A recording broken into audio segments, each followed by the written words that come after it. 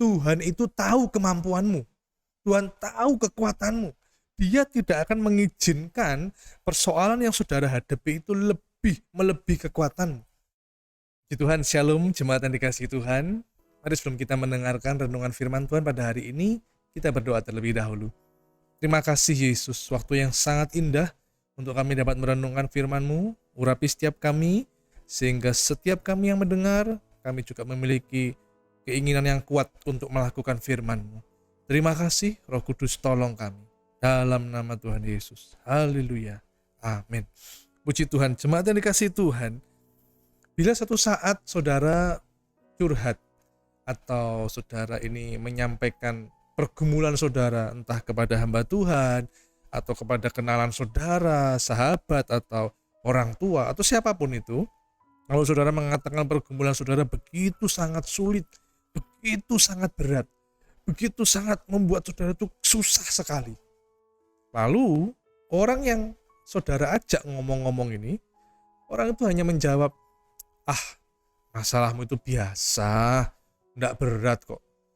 Tapi saudara terus ngomong, enggak bisa, ini masalah saya ini sangat sulit, gimana caranya?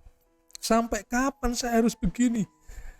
Orang itu lagi-lagi mengatakan, sudah santai, tenang aja, biasa masalahmu. Sudah gak usah tahu dipikirkan, santai aja. Nah, kira-kira kalau saudara menjumpai orang seperti ini, orang itu hanya mengatakan santai saja, masalahmu biasa, tidak usah ditanggapi terlalu serius, tenang saja, padahal saudara sedang dalam kesulitan. Kira-kira apa pendapat saudara? Mungkin beberapa orang kan setelah itu dia pergi dan dia dalam hatinya, gak akan saya bicara sama kamu lagi. Diajak ngomong kok hanya bilang santai aja, masalah biasa dan sebagainya. Atau mungkin saudara keluar dari situ, saudara meninggalkan orang itu jengkel, marah, kecewa. Orang gak punya simpati, orang gak punya empati, malah mengatakan masalah saya biasa, disuruh santai. Apa-apaan?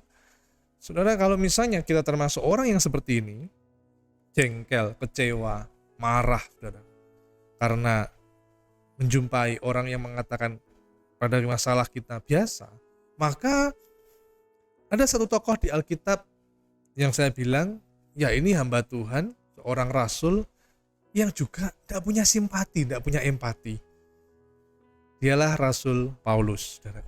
Tapi apakah benar Rasul Paulus itu tidak punya empati atau simpati? Mari kita lihat saudaraku ya. Di dalam 1 Korintus pasal 10 ayat 13 dikatakan demikian. 1 Korintus pasal 10 ayat 13, pencobaan-pencobaan yang kamu alami ialah pencobaan-pencobaan biasa yang tidak melebihi kekuatan manusia. Sebab Allah setia dan karena itu Dia tidak akan membiarkan kamu dicobai melampaui kekuatanmu. Pada waktu kamu dicobai, Ia akan memberikan kepadamu jalan keluar sehingga kamu dapat menanggungnya. Wah, ini Rasul Paulus ini sepertinya kok tidak ada kepedulian kepada jemaat di Korintus. Kok mengatakan pencobaan-pencobaanmu itu biasa. Mengapa demikian? Saudara, sebelum saya menyampaikan lebih dalam lagi, kalau kita lihat dalam 1 Korintus pasal 10, di ayat-ayat sebelumnya saudaraku ya, di ayat 1 sampai dengan ayat 12, di situ menceritakan tentang Israel sebagai suatu peringatan untuk tidak dicontoh. Mengapa demikian? Karena Israel gagal di dalam persoalan atau di dalam pencobaan yang sedang dihadapinya. Ada 4 dosa yang menimpa Israel. Yang pertama, penyembahan berhala. Nanti saudara bisa cek dalam 1 Korintus pasal 10 ayat 7. Orang Israel itu menyembah berhala. Padahal jelas-jelas Tuhan mengatakan jangan menyembah selain aku. Tapi orang Israel jatuh dalam pencobaan itu dan menyembah berhala. Bukankah hari-hari ini, zaman sekarang pun ada orang yang menyembah berhala? Saya tidak mengatakan berhala itu harus berupa patung. Ya, memang ada orang-orang yang mengaku Kristen, tapi masih menyembah patung. Ada. Bertobat. Namun juga ada yang bukan berupa patung. Berhala itu berupa handphone, berhala itu berupa uang, bahkan berhala berupa waktu. Berhala berupa manusia. Ada orang yang memberhalakan pendeta, Ada orang yang memberhalakan suaminya, memberhalakan istrinya. Ada orang yang memberhalakan orang tuanya dan sebagainya, saudara. Selama berhala itu yang berupa HP, uang, waktu, atau manusia, dia melebihi Tuhan, itu sudah termasuk berhala. Seharusnya kita menempatkan Tuhan sebagai segala-galanya, yang terutama. Seperti ada sebuah lagu, yang terutama di dalam hidup ini, meninggikan nama Yesus. Tapi kalau kita menempatkan pasangan kita melebihi Tuhan, kita menempatkan waktu berharga ini melebihi Tuhan, kita menempatkan handphone kita lebih sering dengan HP kita lebih cinta akan uang, ini sudah menjadi berhala. Ya saudaraku, yang pertama, Israel itu jatuh di dalam penyembahan berhala. Nah ini untuk tidak dicontoh. Yang kedua, di ayat ke-8, dalam pencabulan, Israel pun jatuh, saudara. Ya, gagal, sehingga jatuh dalam dosa percabulan. Zaman modern sekarang pun juga percabulan menjadi semakin liar. Ada seks bebas, seks yang tidak wajar, LGBT, perselingkuhan, perzinahan, segala macam bentuk percabulan makin liar sekali, makin gila sekali. Hati-hati rumah tangga, hati-hati anak-anak muda, siapapun kita, hati-hati terhadap dosa percabulan. Yang ketiga, Israel sebagai peringatan karena Israel mencobai Tuhan.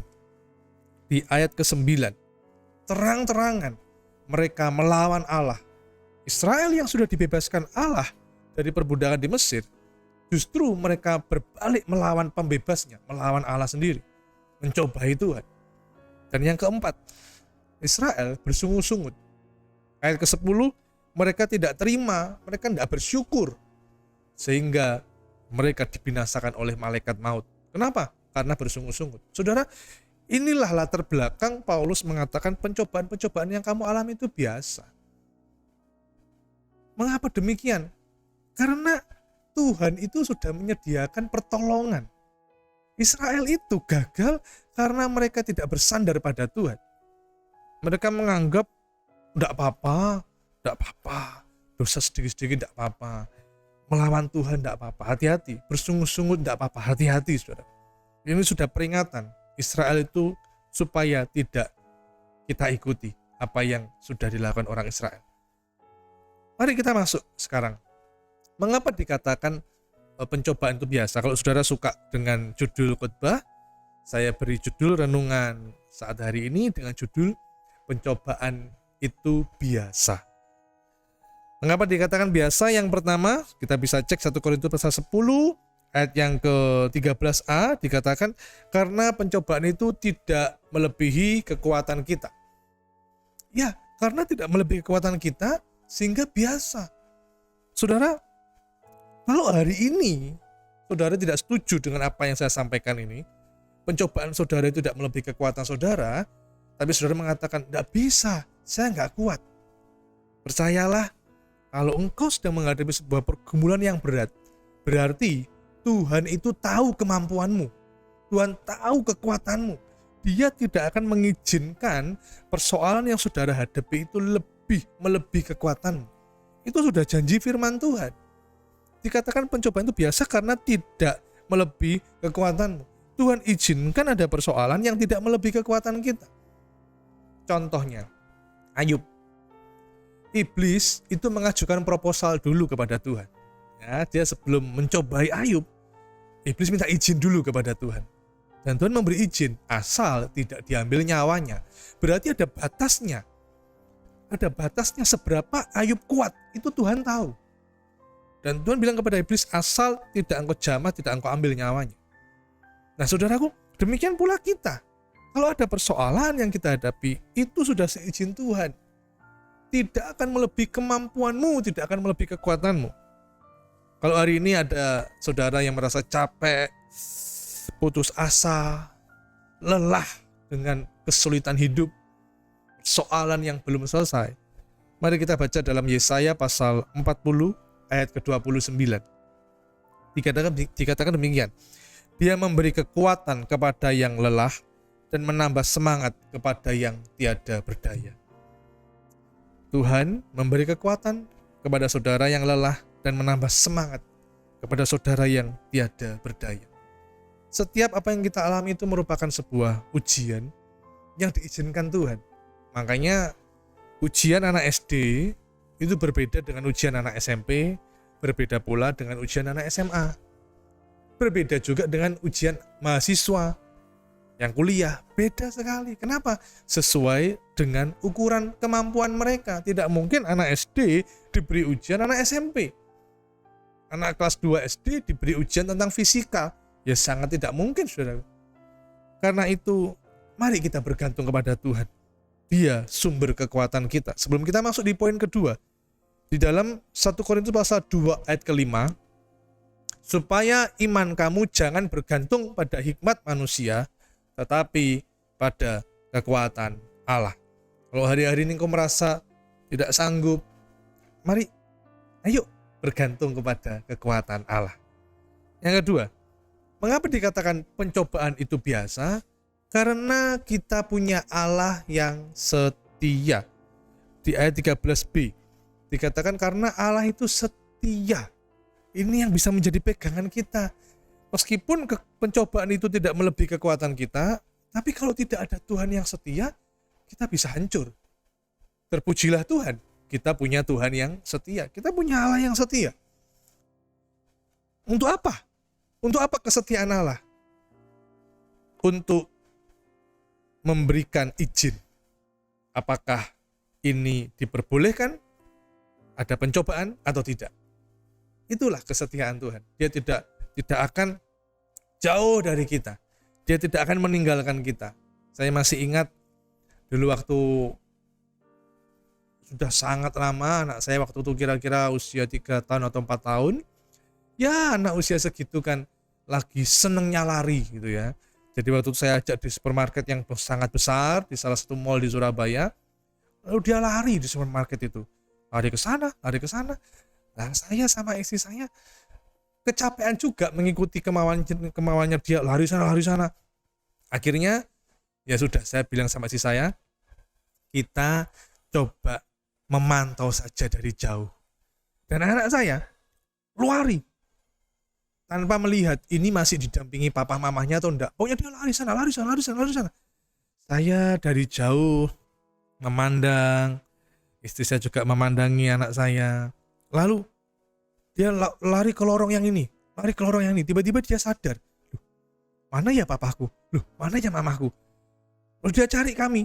Di lorong ini dia cari, di lorong ini dia cari. Saya sama istri sengaja sembunyi-sembunyian. Jadi kami sembunyi dari anak saya, kita pantau dari jauh. Kita biarin. Dia bingung cari orang tuanya. Ke sana enggak ada, ke sana enggak ada, ke sana enggak ada. Karena posisi kami lebih tinggi, otomatis meskipun kami berada dari kejauhan, tapi kami tetap bisa melihat anak kami. Sampai sekian menit, anak saya mulai, kami lihat dari jauh itu anak saya mulai agak menangis ya. Dia mulai agak menangis ya, sudah mulai badannya sudah mulai sesenggukan begitu, sampai dia jalan cari mama papanya. Baru saya dari belakang mendekati pelan-pelan dan saya gendong dia. Dan dia memeluk saya. Saya bilang, makanya jangan jauh dari papa, jangan jauh dari mama. Saudara, Tuhan setia, selalu memantau kita. Tuhan itu melihat kita. Kita tidak dibiarkan sendiri. Kita yang seringkali menjauh dari Tuhan. Kita yang seringkali mau lari sana, mau lari sana. Saudara, kesetiaan Allah itu berlaku untuk selamanya. Tidak ada waktu di mana Allah tidak setia. Tidak ada. Sekian detik Allah tidak setia. Tidak ada. Allah terlalu dan selalu setia. Kita yang justru gagal di dalam kesetiaan. Seringkali jatuh, kita tidak setia kepada Tuhan. Mari kita lebih setia pada Tuhan seperti Dia yang sudah setia kepada kita. Kalau kita bersandar kepada manusia, manusia bisa berubah. Siapapun itu, kita punya sahabat, kita punya hamba Tuhan yang kita jadikan mentor. Kita punya orang yang sangat dekat dengan kita, yang kita anggap sangat setia. Bisa berubah suatu saat. Bisa. Dengan berbagai macam faktor penyebabnya. bisa berubah suatu saat. Dulu berapa puluh tahun yang lalu saudaraku ya, kira-kira tahun 1980-an atau 1990-an, ada lagu dunia yang mengatakan demikian ya, judulnya itu Cintaku Tak Terbatas Waktu, dinyanyikan oleh Ani Carrera. Teksnya seperti ini: aku cinta kepadamu tak terbatas waktu, takkan ada selain dirimu. Saudara, dan ternyata itu juga tidak berlaku, saudara. Artinya ya satu saat waktu juga akan membatasi. Kesetiaan suami istri bisa, artinya saya dan istri saya bisa setia, tapi suatu saat waktu itu terbatas, waktu itu akan habis, saya akan meninggalkan istri saya dulu pulang ke rumah bapak atau sebaliknya. Jadi tetap dibatasi oleh waktu. Kesetiaan seseorang tetap akan dibatasi oleh waktu. Tapi kesetiaan Tuhan tidak terbatas waktu. Di dalam Matius pasal 28 ayat 20, Allah itu setia, dia menyertai kita senantiasa. Makanya kalau ada anak-anak muda itu yang masih suka gombal-gombal, pakai rayuan-rayuan, wah nanti ya non, demi dirimu aku rela menyeberangi lautan api. Alah, jangan percaya. Minum kopi panas saja masih ditiup. Orang Jawa bilang masih disebul. Percaya mau nyeberangi lautan api apa? Saudara, tapi Tuhan yang kita punya, dia Allah yang setia. Dalam 2 Tesalonika pasal 3 ayat yang ketiga dikatakan, tetapi Tuhan adalah setia, Ia akan menguatkan hatimu dan memelihara kamu terhadap yang jahat. Tetapi Tuhan adalah setia. Pencobaan itu biasa. Kenapa? Yang pertama, tidak melebihi kekuatan kita. Yang kedua, kita punya Allah yang setia, yang selalu menemani kita, memberi kita semangat, memberi kita pertolongan, sehingga kita bisa menganggap pencobaan itu biasa. Yang ketiga, dikatakan di dalam ayat yang ke-13c, dikatakan demikian, pada waktu kamu dicobai, Ia akan memberikan kepadamu jalan keluar sehingga kamu dapat menanggungnya. Yang ketiga, ada jalan keluar. Dia setia. Setia untuk apa? Untuk mendampingi kita, untuk menolong kita. Berupa apa? Memberi jalan keluar. Kalau saudara suatu saat berada di mall, lalu mall itu ada kebakaran, apa yang saudara cari? Saudara tidak mungkin waktu kebakaran saudara cari kafe, saudara waktu kebakaran saudara cari toko baju, tidak mungkin, saudara. Kalau misalnya mall itu kebakaran, semua orang pasti cari pintu yang ada tulisannya exit. Nah, sama halnya dengan kita waktu kita mengalami kesulitan, kita semua itu pasti mendambakan jalan keluar, solusi yang terbaik apa. Masalahnya manusia itu terbatas. Dia tidak mengerti apa yang terjadi besok, itu dia tidak tahu. Tapi kita punya Tuhan yang berkuasa, maha kuasa, dia tahu apa yang terjadi besok, sehingga dia sudah menyiapkan jalan keluar yang terbaik untuk kita. Nah, seringkali kita mencari dengan usaha kita jalan keluar yang menurut kita paling baik, padahal belum tentu menurut Tuhan itu baik. Tapi apa yang menurut Tuhan baik, itu pasti terbaik untuk kita. Saya ulang sekali lagi, jalan keluar yang kita cari-cari supaya kita dapat solusinya, supaya kita bisa lepas dari persoalan itu, kita menganggap rancangan kita, jalan keluar yang kita usahakan itu terbaik. Belum tentu menurut Tuhan itu baik. Tapi jalan keluar yang dari Tuhan pasti terbaik untuk kita. Nah, saudara, saya ingat saya pernah parkir salah satu mall yang terbesar di Surabaya. Saya parkir dan saya hanya mengamati, saya parkir di lift, waktu saya masuk di lift mau turun begitu saudaraku ya, saya melihat di pintu sebelah lift itu ada poster. Nah, posternya ada show gitu aja. Saya ingat-ingat itu aja saudaraku. Dan saya ingat parkirannya itu di lantai 5 gitu ya. Saya ingat di lantai 5 gitu saudara. Terus selesai dengan segala urusan saya, jalan-jalan di mall, terus pulang. Saya menuju ke lantai 5. Parkiran lantai 5. Begitu saya keluar lift, saya toleh sebelah liftnya, oh iya masih ada posternya yang ada show, berarti benar. Ya benar ini, di lantai yang benar. Masalahnya adalah Saya lupa, parkirannya begitu luas sekali. Parkiran lantai 5. Tapi 5 apa? Ada 5A1, 5B2, 5C7. Saya lupa di mana ya saya pakai mobil tadi. Hanya ingat 5. Tapi lupa 5 apa. Waduh, saya cari sampai berkeringat karena begitu luas parkiran itu. Saya lari sana, jalan sana. Aduh, luas sekali sampai akhirnya saya dibantu oleh petugas yang ada di situ dan saya bisa menemukan mobil saya. Saudara, Tuhan menolong kita di dalam kesulitan kita, di dalam, saya pakai bahasa Jawa, kegopoan kita, kebingungan kita. Ya apa ini? Gimana caranya? Mari bersandar kepada Tuhan. Dia akan memberi kita pertolongan tepat pada waktunya, sesuai dengan kehendaknya, dan itu pasti yang terbaik. Dan yang terakhir, saudaraku, tadi dikatakan pada waktu kamu dicobai, dia akan memberikan kepadamu jalan keluar. Belum selesai. Supaya kamu dapat menanggungnya. Kata-kata supaya kamu, saya, saudara, dapat menanggungnya, artinya adalah kata-kata dapat menanggungnya berarti kita ini lebih kuat atau lebih lemah. Kita dapat menanggungnya berarti kita ini lebih kuat atau lebih lemah. Kita lebih kuat. Persoalan itu yang lebih lemah. Kita dapat menanggungnya berarti kita ini lebih kuat. Saya dapat mengangkat barbel, ya, atau apa itu ya, beras mungkin ya, beras yang 5 kilo, 10 kilo, saya dapat menanggungnya. Kenapa? Karena saya lebih kuat. Sama halnya ayat firman Tuhan ini, supaya kamu dapat menanggungnya. Berarti saudara itu dianggap Tuhan itu kuat. Saudara dan saya adalah orang yang kuat di dalam Tuhan. Jangan mengeluh seperti orang Israel tadi. Jangan bersungut-sungut. Akhirnya malah menyembah berhala. Akhirnya malah melawan Tuhan, melakukan berbagai macam dosa. Kenapa? Merasa lemah, merasa persoalannya begitu berat. Pegang ayat firman Tuhan ini, pegang. 1 Korintus 10 ayat 13.